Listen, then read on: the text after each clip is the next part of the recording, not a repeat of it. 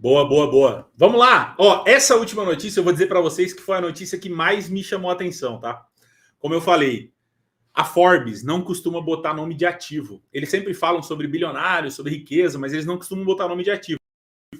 Eles colocaram, chamou a atenção os que eles colocaram, porque eu acho que eu concordo com todos. Acho que eu não tenho ressalvas, né? Não quero dizer que eu vou comprar, mas eu acho que eu concordo com todos. Lembrando, essa live aqui a gente começou hoje de um jeito um pouco diferente, pegando notícias dos sites aí, das recomendações que eles estão fazendo de fundos para 2024. Então não é o Rodrigo dizendo, tá? Não sou eu. Estou aqui comentando e aí eu dou minha opinião em cima dos ativos.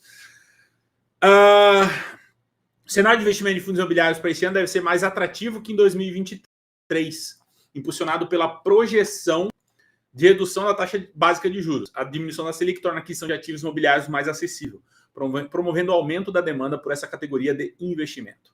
Além disso, a queda da taxa torna os investimentos em renda fixa menos atrativos, direcionando a atenção dos para fundos imobiliários, uma opção atraente para aqueles que buscam retorno sólido e diversificação em seus portfólios.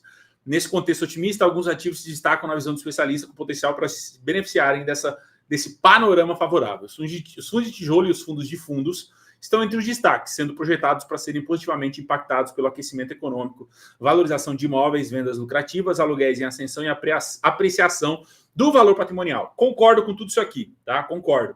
Fundo de tijolo, como já falei, acho que vai ser um ótimo ano, né? Óbvio, tem fundo de tijolo bosta que vai ser um ano bosta, igual sempre é, mas fundo que tá tudo certinho, acho que é um ano absurdo para valorização. Fundo de fundo também, só que com um parênteses aqui. Fundo de fundo que tenha mais tijolo, né? Eu acho que fundo de fundo que tenha mais tijolo vai se beneficiar, porque vai ter valorização patrimonial. Então, né? Aqui, ó, batemos o martelinho para essa afirmação aqui da Forbes. Forbes de parabéns aqui, e não estou sendo pago para dizer isso, mais uma vez, né? E aí agora nós vamos pros fundos aqui que a Forbes recomendou, né? Primeiro BTLG, Primeiro BTLG, que eu já comentei antes aí, o que eu acho, então não vou comentar de novo, mas eu vou ler aqui. Este é um fundo de galpão com foco principal na aquisição e manutenção de ativos próximos à cidade de São Paulo. Atualmente, a cidade representa cerca de 10% do PIB do Brasil e aproximadamente 80% do portfólio do fundo está localizado dentro do estado de São Paulo. A região paulista destaca-se como uma das principais no setor logístico, apresentando os maiores preços médios por metro quadrado. Com a aceleração econômica e a defasagem logística ainda presente no país, há a perspectiva de que a demanda continue aumentando. Beleza? Concordo 100%, tá? Concordo 100% com isso aqui. Segundo fundo, XPML, já falamos dele também. O setor de shopping destaca-se como uma escolha promissora para investidores.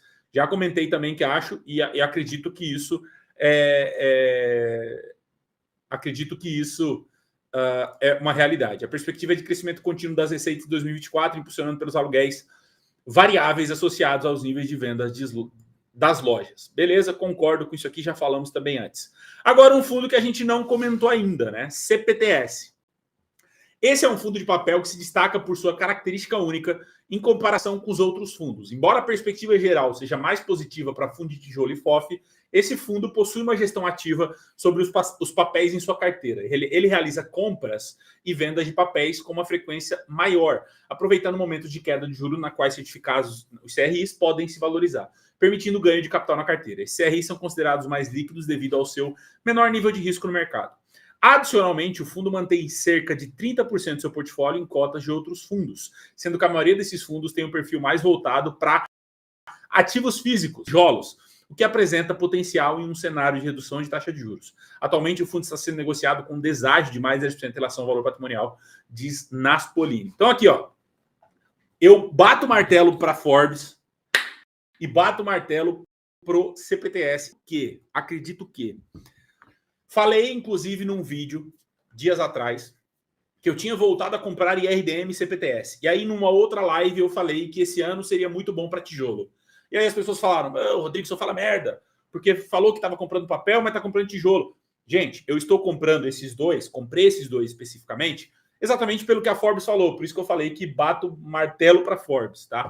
Porque eles falaram realmente uma realidade, tá? Por que o IRDM e o CPTS, eles se sobressaem aos outros fundos? Por exemplo, ao Canip, que a gente falou minutos atrás. O Canip, ele tem só CRI e IPCA. Se o IPCA vai mal, toda a carteira vai mal. O CPTS e o IRDM, por exemplo, são fundos mais amplos e eles têm muito fundo imobiliário dentro, inclusive fundo imobiliário de tijolo. Então, eles ganham dinheiro com o CRI e eles ganham dinheiro também se esses fundos de tijolo se valorizar. E lembra que nós estamos falando desde o começo da live. Esse ano vai ter uma valorização expressiva de fundo de tijolo. Tendo essa valorização, esses caras vendem. Então, é natural. Eu acredito sim que o CPTS é um bom fundo, gosto do fundo, está desvalorizado, concordo com o que a Forbes está falando, tá? Obviamente que, agora vamos colocar um adendo aqui. Os últimos meses não têm sido bons, né? Vários resultados que não têm agradado fez com que o fundo tenha caído o preço.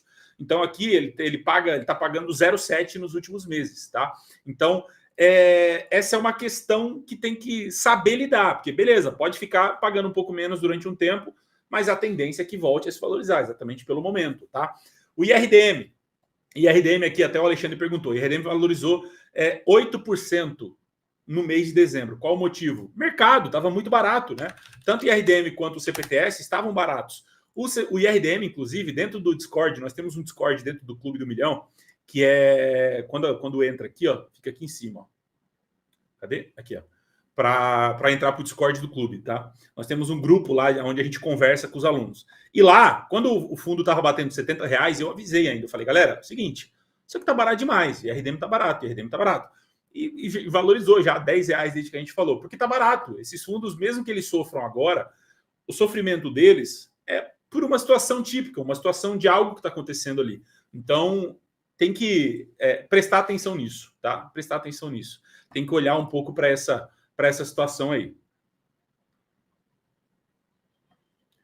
O quarto, LVBI, tá? LVBI. A localização estratégica próxima à região metropolitana de São Paulo e demanda contínua por espaço logístico contribui para a atratividade do fundo LVBI 11. O crescimento moderado do setor, alinhado ao produto interno, reforça as expectativas produtivas para os investidores. Gabriela destaca a resiliência do segmento logístico representado pelo fundo LVBI, com baixos níveis de vacância e dividendos estáveis. A VBI tem feito um trabalho incrível com os fundos imobiliários deles e o LVBI é um dos fundos que mais está performando bem. Está operando tudo certinho, está com uma região estratégica muito boa. Então, assim, de novo, como eu falei já no começo, bato o martelinho para a Forbes, bato o martelinho aí para o LVBI. Acho que é um fundo que poucas pessoas falam, é um fundo que eu, inclusive, falo muito pouco, mas é um fundo que eu acho que tem um potencial. Teve problemas de emissões no passado, tá? Teve problemas de emissão no passado, já falamos sobre isso no passado, mas também falei que eles melhoraram muito e as emissões hoje não são emissões problemáticas, não são emissões que causam aí problemas para dentro do fundo imobiliário, tá? Então, essa é uma questão. Concordo aí, acho que tem um potencial também para 2024 e para o futuro, tá? Aqui é um anúncio. Por último, e não menos importante, já comentamos aqui o quinto HGBS, né? O HGBS, fundo de shopping, por sua característica principal de adquirir empreendimentos com área bruta locável superior a 15 mil metros quadrados, localizado em regiões do Brasil com mais de 500 mil habitantes. Então, né, eles têm uma característica muito dele, assim, né? Em relação à distribuição de rendimento, o fundo expressa a intenção de manter a constância R$2 por cota no primeiro semestre de 2024. Em dezembro de 2021, o fundo distribuía R$1 por cota, o que representa um aumento de mais de 90% nos últimos rendimentos. Tá? A perspectiva positiva em relação ao fundo está ancorada à tendência de queda de juro, que tende a influenciar o crédito mais acessível, estimulando o consumo e, consequentemente, a frequência de pessoas nos shoppings. Então, concordo com isso aqui também, já comentamos, tá? Já comentamos. Só quero deixar um adendo aqui, ó, a esse segundo parágrafo. Tá? Em relação à distribuição de rendimento, o fundo expressa a intenção de manter a constância de 2 até o primeiro semestre. Vai ter gente que vai comprar o fundo achando que 2 vai ser o resto, vai ser para sempre. Quando cair e voltar ao normal, as pessoas vão achar que o fundo está falindo. Então, saibam disso. Se você sabe um pouco mais do que a maioria, naturalmente você vai lidar com a notícia muito melhor do que a maioria e vai saber tomar sua decisão, certo? Então é isso, acho que assim, me chamou a atenção o fato da Forbes ter feito essa matéria, acho que ficou realmente muito legal e muito coerente nas falas que eles fizeram aí, tá? Difícil eu ver algumas notícias que são coerentes como essa, beleza? Vamos lá, pegar aqui. Vocês batem o martelo para essas 5 aí, para as 5 operações, o que vocês me dizem?